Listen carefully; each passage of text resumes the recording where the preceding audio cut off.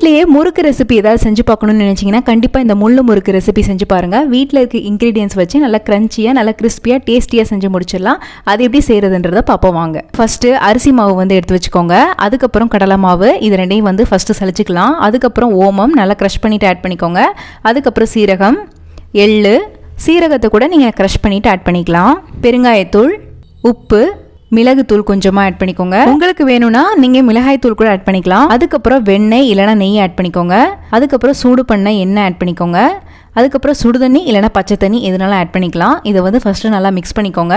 இதை வந்து நல்லா சாஃப்டான சப்பாத்தி மாவு மாதிரி நல்லா பிசைஞ்சு எடுத்துக்கலாம். அதுக்கப்புறம் முறுக்கு அச்சு எடுத்துக்கோங்க. இப்போ வந்து ஸ்டார் முறுக்கு அச்சு எடுத்து வச்சுக்கலாம்.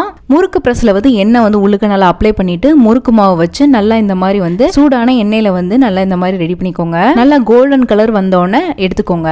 லாஸ்டா வந்து கருவேப்பிலையும் நல்லா ஃப்ரை பண்ணி ஆட் பண்ணிட்டீங்கன்னா முள்ளு முறுக்கு ரெசிபி ரெடி ஆயிரும்.